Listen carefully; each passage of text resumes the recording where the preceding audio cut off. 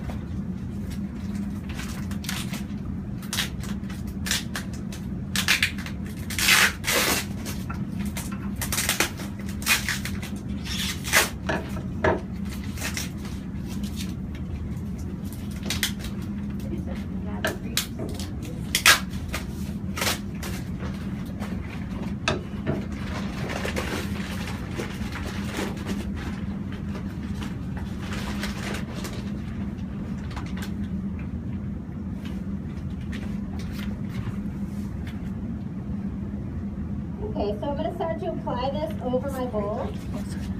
If I had a lot of texture on this, I would want to be sure I was patting with my fingers to make sure that I'm pulling those air bubbles up to the surface.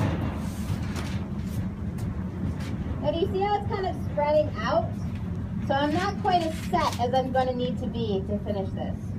So I'm just going to stop and wait. Sometimes it's nice to do this first layer in 2 steps. If you've got a lot of detail, you can put the plaster on while it's really liquid. Agitate it a little more until it starts to, actually starts to thicken up, and then apply the rest of it. That can help give you a little bit more coverage on your fine details. Now, as I'm agitating this, I'm making sure that I'm not adding any air into this mixture. Air bubbles on the surface of your positive are going to become positive in your final product. Does that make sense to everyone? Yeah. So I want to avoid that. If I find any hair or other organic material in my mixture, I'm going to pull it out like I just did. And you're going to see it's going to start to look more like, I don't know, Greek yogurt maybe. Can you see how that looks maybe a little bit different than it did earlier? Before it was more moving like water. Now it's starting to move a little bit. Like pancake or batter. like when you whip cream, how you get the soft peaks. Mm-hmm. Yeah, lots of dairy references in this class. I'm just wondering how many times you've stuck your hands in Greek yogurt. Oh, constantly. Pretty much my life when I'm not here. All right, so that looks a little different, right? You can see that it's still spreading out, but it's starting to, it's not moving as flat or as much like water as it was.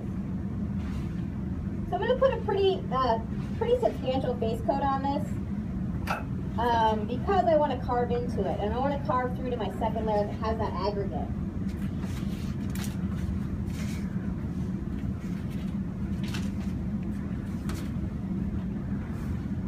If you've got detail on the surface, do you need to work it into the detail at all, or will it? Yeah, when you apply it to that sort of first, you apply that first coat, kind of give it a little tap with your fingers, or some people like to paint it on with a paintbrush. That's kind of personal preference. But yeah, you do want to be aware of that as you're applying it.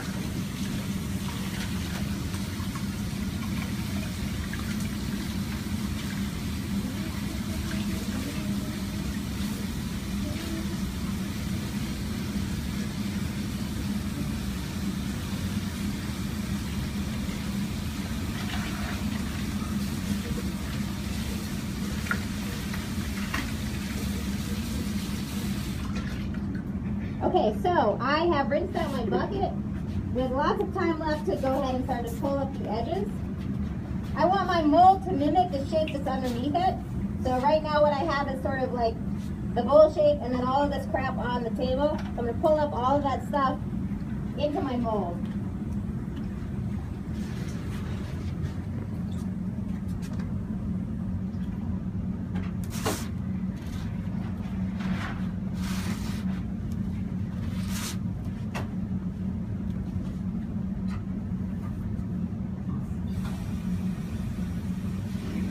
So I'm going to do this really gently because I don't want to disturb anything on the surface. That clay isn't really part of the plastic bowl, so it is possible if you're really aggressive with this move to pull your clay off of the surface of your bowl.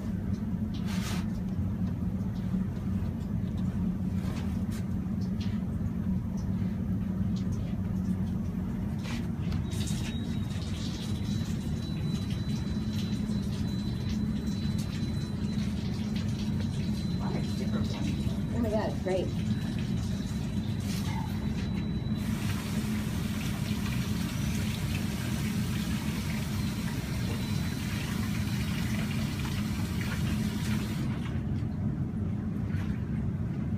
Okay, so that's our first layer. I'm gonna make the second, well, Kat's gonna make the second layer, and I'm gonna apply it right on top of this first layer. So by the time I get my act together, everything's stirred up. It should be semi-set. It should be hard. It should not be soft.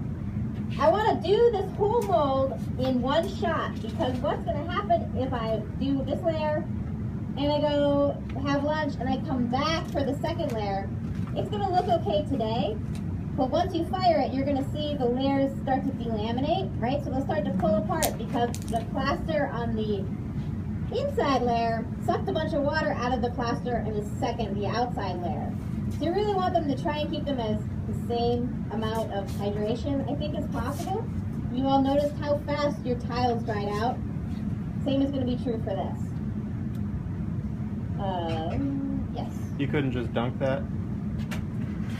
I would say that you could try it. But you're not going to. But I will not. Yes, I'm not going to. Maybe, but then you run the risk of like what's under there and like, you know. Or if you get it wet, you score it a little bit to give it some tooth to hold on to. Yeah, that's not a bad I've done that idea a few either. times.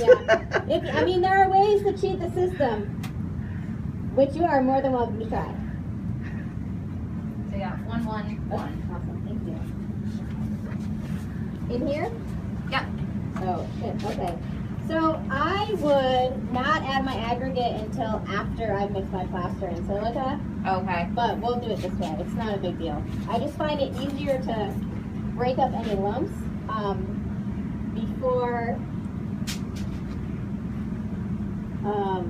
before we add the grog. It's easier on your hands. So what order do you go? Is it just grog? Is it the same percentage?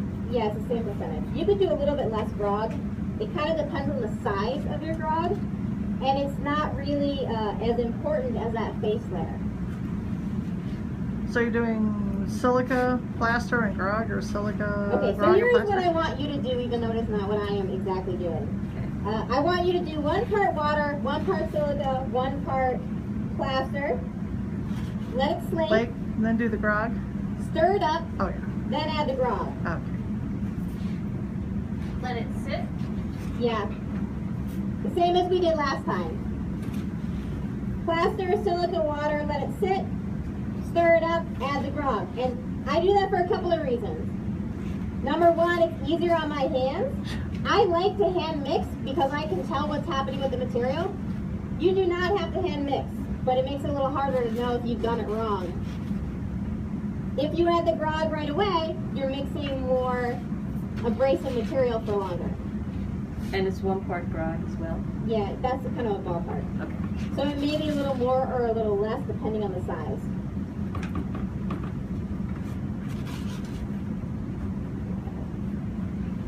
Excellent, thank you.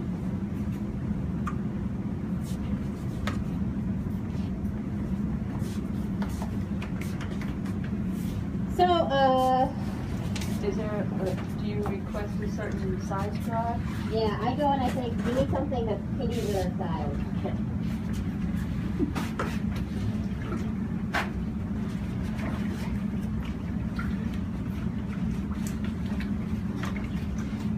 Now the other thing about the grog is that it's going to make it set a lot faster. So you mix it up, crush out any lumps. I don't know what it is. It just does. So once you add that grog, you know, it shortens your working time. Probably more Yeah. dry material sucking up the water, probably.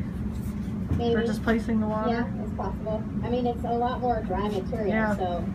add my grog. So I'm going to it seems to me that even if it wasn't sucking up the water, which it probably is, Mm-hmm. that adding anything is going to make it Displacing it, thicker. changing the ratios.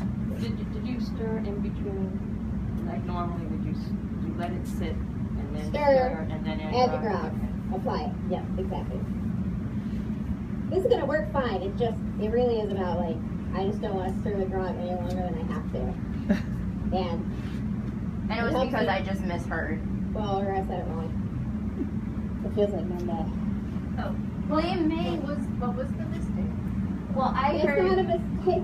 Oh, sorry. It's just a little different. Yeah. Alteration. Yeah, alteration. That was good. There we go.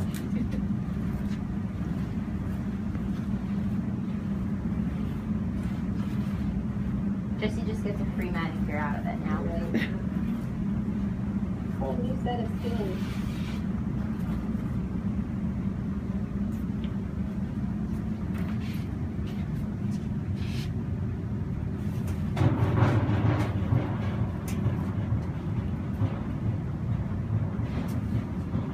So if anybody wants to feel that, you can. You can also touch the mold and see that the mold is set up, but still kind of soft feeling.